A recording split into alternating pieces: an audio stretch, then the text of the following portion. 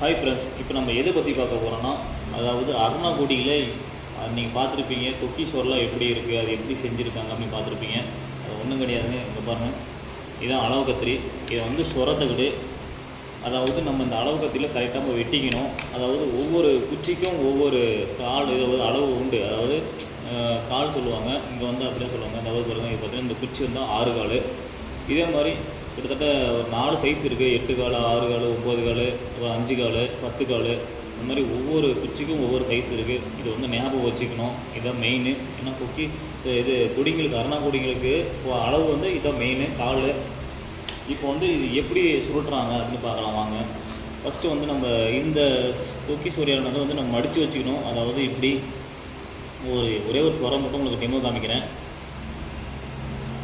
ஏதாவது பிரிக்க முடியல வர எப்படி நசுக்கிறாங்க, அளவு வெட்டி எப்படி நசுக்கிறாங்க அப்படின்னு நம்ம பார்க்கணும். அதாவது உங்களுக்கு சொல்கிறாங்க.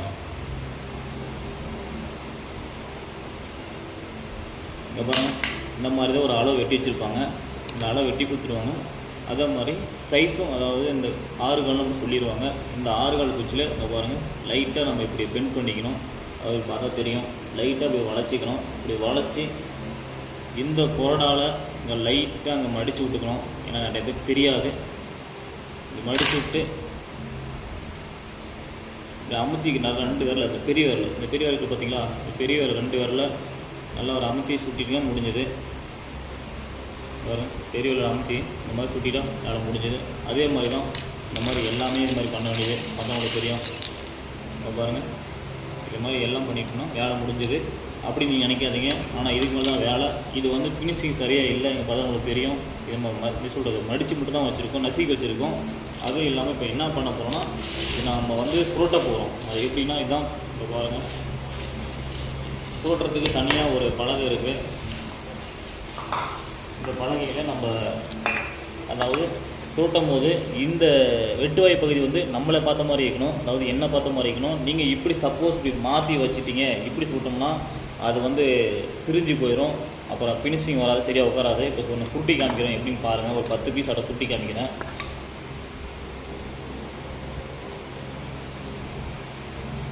ஒரு 10 பீஸாக சுட்டி காமிக்கிறேன். அதாவது பாருங்கள், மறுபடியும் சொல்கிறேன், நல்லா பண்ணிடுவேன். இந்த வெட்டுவாய் வந்து நம்மளை பார்த்த மாதிரி இருக்கணும். இப்படி முன்னாடி பார்த்த மாதிரி இருந்துச்சுன்னா நம்ம அமுத்தி சுட்டும் போது கரெக்டாக ஃபினிஷிங் வராது.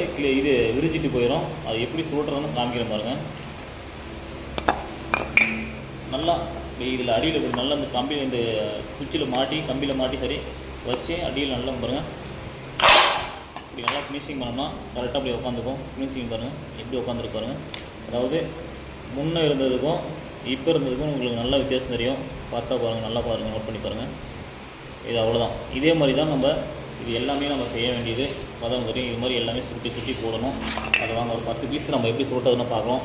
அதுக்கப்புறம் இது சுட்டி பிடிச்சதுக்கப்புறம் அடுக்கணும். அடுக்கி வெங்காயம் வைக்கணும். அது வெங்காயம்லாம் எப்படி பார்க்கலாம் பாருங்கள். அவ்வளோதான். ஒரே சுட்டில் நல்லா அழுத்தி சுட்டுனா நல்லா ஃபினிஷிங் உட்காந்துக்கும். பார்க்கறதுக்கு நல்லா இருக்கும். பாருங்கள், ஏன் 2 சுட்டு சொல்கிறேன்னா அப்படின்னு கேட்டிங்கன்னா, ஒவ்வொரு இது சரியாக உட்காராது, அது விரிஞ்சிருக்கும். அதனால் நம்ம 2 சுட்டு சுட்டிக்கலாம்.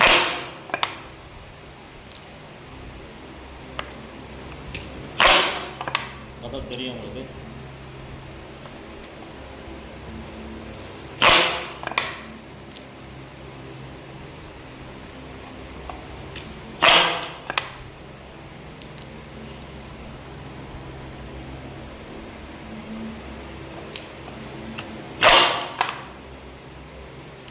பாருங்கள், இப்போ நம்ம எப்படி சுட்டி வைக்க பாருங்கள். கிட்டத்தட்ட ஒரு 10 பீஸாக சுட்டியிருக்கோம்.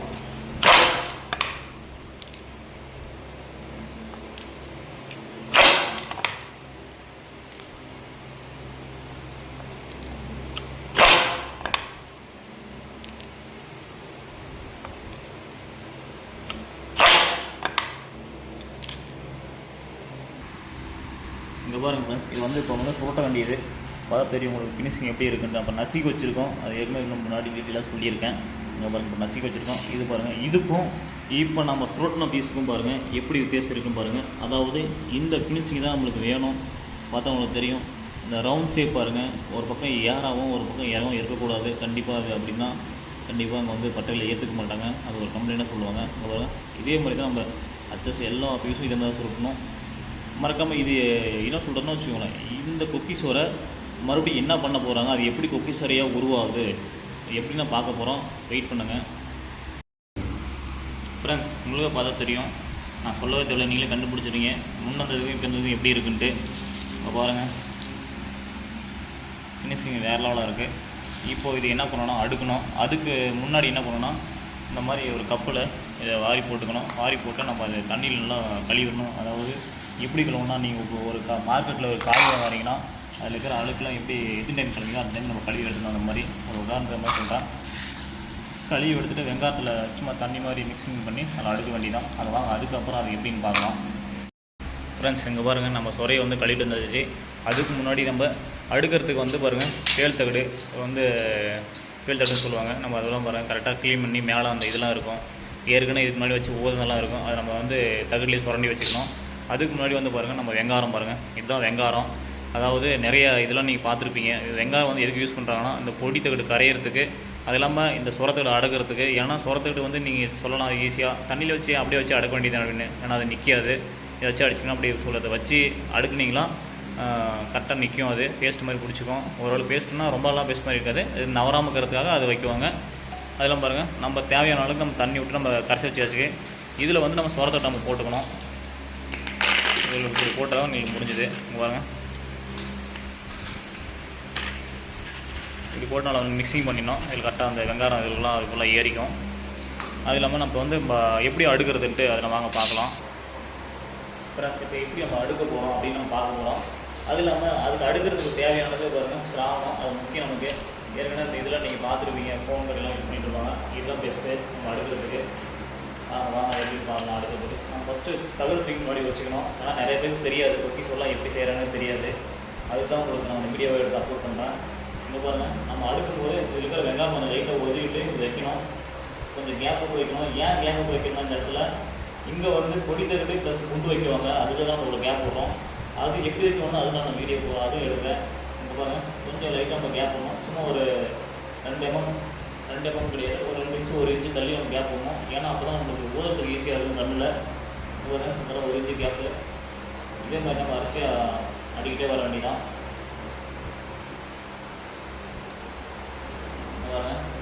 இதே மாதிரி ஸ்பீடாக வச்சுட்டா நம்மளுக்கு வேலை டக்குனு சுறுசுறுப்பாக ஆகும்.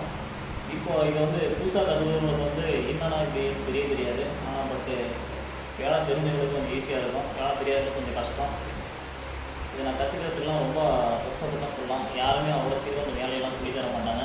அதே மாதிரி நீங்கள் செய்கிற வேலையும் ரொம்ப ஆர்வம் எடுத்துட்டீங்க, கண்டிப்பாக அது ஒரு வேலையை கற்றுக்க முடியும். அதே மாதிரி தான் நானும் இந்த வேலையை கற்றுக்க போது வந்து நான் யாரும் எனக்கு வந்து உட்கார வச்சுலாம் சொல்லி தரல, ஒரு ஆர்வம் வந்துச்சு, அதே நானே கற்றுக்கிட்டேன்.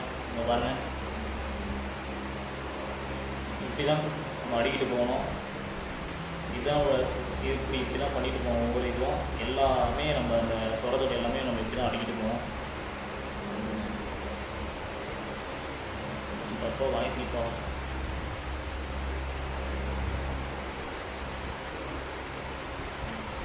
மற்றவங்களுக்கு தெரியும். கரெக்டாக நம்ம அடிக்க முடிச்சிட்டோம். ஒரு பிளேயர் ஒரு தள்ளு அடிக்க முடிச்சிட்டோம். அடுத்தது நம்ம மேக்ஸிமம் வச்சிடலாம், நம்ம தள்ளி வச்சிடலாம். அடுத்தது அதே மாதிரி இந்த தடவை வச்சுக்கலாம். இதே மாதிரி லைனாக ஃபுல்லாக அடிக்க வேண்டியது தான். வாங்க, அதுக்கப்புறம் அடிக்க முடிச்சதுக்கப்புறம் நம்ம என்ன பண்ண போகிறோம்னு அதுவும் பார்க்கலாம். அது தெரியாமல் வெற்றிகரமாக ஒரு தடவை அடிக்க முடிச்சிட்டோம் ஃப்ரெண்ட்ஸ். இந்த பாருங்கள், அடிக்க முடிச்சிட்டோம். அடுத்தது வந்து என்ன பண்ணுறீங்கன்னா, இதே மாதிரி எல்லா தடவை நம்ம அடுக்க போகிறோம். அதாவது இந்த சுரையில் இருக்கிறது பூரா அடுக்க போகிறோம். அடிக்க முடிச்சு என்ன பண்ண போகிறோம் அப்படின்ட்டு வாங்க பார்க்கலாம். ஃப்ரெண்ட்ஸ், நம்ம ஒரு வேலையை எல்லாத்தையும் அடுக்கி முடிச்சாச்சு. வரிசையாக நம்ம அடிக்க வச்சுருக்கோம். பார்த்தா உங்களுக்கே தெரியும் பாருங்கள், நம்ம எவ்வளோ கேப் விட்டு நீட்டாக அடிக்கணுன்ட்டு பார்க்கறதுக்கு நல்லாயிருக்கு. அதுவும் இல்லாமல் அதுக்கப்புறம் நம்ம என்ன பண்ணணும் அப்படின்னு பார்த்தீங்கன்னா, இதுதான் பார்த்திங்கன்னா பொடி தகடு. பார்த்தவங்களுக்கு தெரியும், இது வந்து பொடி தகடு. இதுக்கப்புறம் நம்ம என்ன பண்ணணும் அப்படின்ட்டிங்கன்னா, நீங்கள் வந்து இது சின்னதாக நம்ம வெட்டி வச்சுக்கணும். அதாவது இந்த ஷேப்பில் ஒரு காமிக்கிறாருங்க. நம்மளுக்கு தேவையானது பாருங்கள், இந்த இதை விட்டுருங்க. இந்த பார்த்திங்கன்னா தெரியும், 2 பல் கட்டாக போட்டு வச்சுருப்பேன். இந்த அளவுக்கு நம்ம கேப் விட்டு நம்ம வெட்டிக்கணும். நம்ம தேவையான அளவுக்கு நம்ம வெட்டிக்கணும். அதுக்கப்புறம் நம்ம என்ன பண்ணணும் அப்படின்னு கேட்டிங்கன்னா, பார்த்தீங்கன்னா சரி, இங்கே பாருங்கள், இந்த அளவுக்கு கெட்டியாக வெங்காயம் நல்லா குழப்பி வச்சுக்கணும். குழப்பி வச்சதுக்கப்புறம் நல்லா பழுக்க வச்சதுக்கப்புறம் இதில் நல்லா பொடி தகடு வெட்டின பொடி தகடு, அதாவது நமக்கு தேவையான அளவு, அதாவது இந்த சுரை தகடுக்கு தேவையான ஒரு அளவு தான் நம்ம வைக்க போகிறோம். பார்த்தா தெரியும் உங்களுக்கு. இந்த ஆரம் நம்மளுக்கு இருந்தால் போதும். அதாவது பார்த்தா உங்களுக்கு தெரியும் பாருங்கள். கரெக்டாக வச்சுட்டிங்கன்னா இந்த அளவுக்கு ஆரமாக பொடி தகடு வெட்டினா போதும். அதுக்கு மீதி ரொம்ப பெருசாக வெட்டிட்டிங்கன்னா கரையாது, அப்படியே அங்கேயே இடத்துல பிடிச்சிக்கும், அதான் ஃபினிஷிங் வராது. அது இல்லாமல் சரியாக கரைஞ்சி விடாது. நம்ம ஓரளவுக்கு நம்ம ஆரமாக மீடியமாக வெட்டிக்கிட்டோம்னா கரெக்டாக இருக்கும். நம்ம ஊதத்துக்கும் சரியாக இருக்கும், நல்லாயிருக்கும். அதே மாதிரி இப்படி இந்த அளவுக்கு நான் வெட்டிங்கிற மாதிரி எல்லாத்துக்கும் இதே மாதிரி நம்ம வைக்கணும். வச்சு முடிச்சதுக்கப்புறம் கையோடு நம்ம இப்போ வச்சுக்கிறோன்னா இந்த ஒரு தகடு நம்ம வச்சு முடிச்சிட்டோம்னா, பொடி தகடு வச்சு முடிச்சோம்னா கையோடு நம்ம என்ன பண்ணணும், குண்டு இந்த மாதிரி குண்டு வைக்கணும். நம்ம பார்த்தா உங்களுக்கு தெரியும். இதுதான் குண்டு பாருங்கள். இந்த அளவுக்கு ஃபினிஷிங் ரவுண்டாக வந்துருக்குங்களா? இந்த குண்டை நம்ம வச்சிடணும். இப்படி வச்சிடணும். எல்லாத்துக்கும் இதே மாதிரி, எந்த மாற்றம் கிடையாது, இல்லை எந்த ஒரு சேஞ்சஸும் கிடையாது. இதே மாதிரி நம்ம பண்ணணும். பண்ணி அதுக்கப்புறம் ஃபைனலாக என்ன பண்ணணும்னா, பார்த்தா உங்களுக்கு தெரியும், அங்கே கன்று இருக்குது. சிலிண்டர் ஆன் தான் இருக்கும்.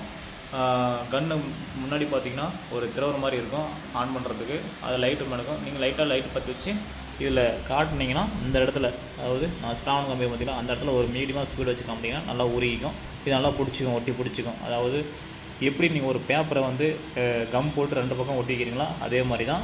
ஆனால் அதுக்கு என்ன கொஞ்சம் ஈஸியான மெத்தடு. இதுக்கு என்னென்னா கொஞ்சம் கன்று காட்டணும். இது சொரத்தகடும் உருகிடக்கூடாது, இது பொடித்தகடும் பொடித்தகடு மட்டும் தான் உருகணும். அதே மாதிரி இந்த குண்டும் உருகக்கூடாது. அந்த அளவுக்கு மீடியமாக ஒரு லைட்டாக ஒரு மீடியமாக ஒரு இது வச்சு ஸ்பீடு வச்சு அந்த அளவுக்கு நம்ம ஈட்டு காட்டிக்கணும். ஈட்டு காட்டணும்னா அது கரைஞ்சிக்கும். அதை பிடிச்சதுக்கப்புறம் நம்ம ஒவ்வொன்றா காட்டிட்டு வரணும். ஏன்னா இதுக்கு வந்து ஃப்ரெண்டு ஒருத்தர் வந்து இது மாதிரிலாம் எடுத்து போடாத, வீடியோ எடுத்து போடாத அப்படின்னு சொல்லிட்டாரு. அதனால தான் நான் வந்து அதுக்கு முன்னாடி என்னென்ன பண்ண போகிறோம் அதுக்குன்னு தெளிவாக உங்கள்கிட்ட சொல்லிட்டோம். இதுதான் மாற்றம், எந்த சேஞ்சஸும் கிடையாது. அதுக்கப்புறம் ஊதி முடிச்சதுக்கப்புறம் நம்ம மெருகு அடிக்குது, அது எப்படி ஃபினிஷிங், எப்படி மெருகு அடிக்கணும், அது எப்படி ஃபினிஷிங் வந்து நான் அப்புறம் உங்கள்கிட்ட சொல்கிறேன். ஃப்ரெண்ட்ஸ் இங்கே பாருங்கள், இதுதான் கொக்கி சோறை பாருங்கள். நல்ல நேரத்தில் ஊதியாச்சு பாருங்கள். பொடி தகடு பாருங்கள் எப்படி கரைஞ்சிருக்கு பாருங்கள். இது வந்து எப்படி சொல்கிறது, கையில் பிடிச்சி இழுத்தா கூட வராது. இப்போ சுற்றியில் போட்டு உடைச்சாலையும் கூட வராது, அந்தளவுக்கு ஸ்ட்ராங்கு. இதை வந்து நம்ம வெள்ளை பண்ணணும், சல்பர் ஊற்றி வெள்ளை பண்ணணும். அதாவது இந்த சொரைக்கு வந்து தேவையான அளவு தான் சல்பர் ஊற்றணும். ரொம்ப ஊற்றிட்டிங்கன்னா வச்சுக்கோங்க அப்புறம் பூரா கருகி போயிடும். அப்புறம் மறுபடியும் டபுள் வேலை வச்சிடும். இன்னொன்று என்னென்னா, இந்த சல்பரில் ஊற்றும் போது இரும்புலாம் படக்கூடாது. இரும்போட பட்டுச்சுன்னா பூரா இதாகிடும். எப்படி சொல்கிறது, செம்பு கலரில் அப்படியே பூரா இதாகிடும். அதனால் ஃபால்ட் ஆகிரும். கொஞ்சம் பார்த்து கேர்ஃபுல்லாக இதெல்லாம் டீல் பண்ணணும். சல்பர்லாம் ஊற்றும் போது வந்து கையிலுக்குன்னு படிச்சுன்னா ஓட்டை தான் விடும். இது வெள்ளை பண்ணிவிட்டு இங்கே பாருங்கள், அதுக்குன்னு அது வெள்ளை பண்ணுறது பாருங்கள். செம்பட்டைன்னு பாருங்கள், ஒரு பட்டை வச்சிடும். ஆடி இருக்கும். இது நல்லா கிளார வேண்டியது. நல்லா கிளாரிட்டு இருக்கணும். பார்த்தா உங்களுக்கு தெரியும் வெள்ளை ஆகிறது. பார்த்தா மின்னதுக்கு இப்போ தான் டிஃப்ரெண்ட் தெரியும். அது லைட்டாக தண்ணி ஒரு சுட்டு விட்டுக்கலாம். பாருங்கள், தண்ணி தேவையான அளவுக்கு தண்ணி, சும்மா ஒரு மூடி, ரொம்ப தண்ணி கூடாது, அவ்வளோதான் போதும்.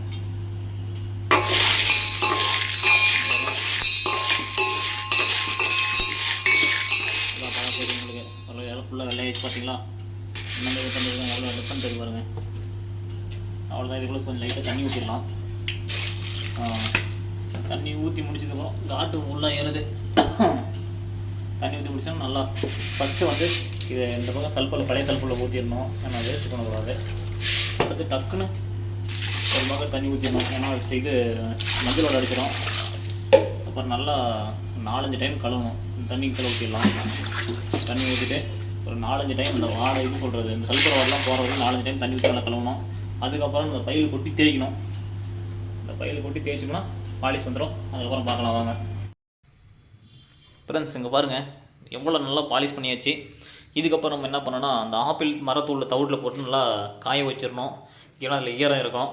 நல்லா காய வச்சுட்டு ஒரு 2 மணி நேரம் கழித்து நம்ம ஜலிச்சிட்டோம்னா மெருகு வேலையோட இருக்கும், சூப்பராக இருக்கும்.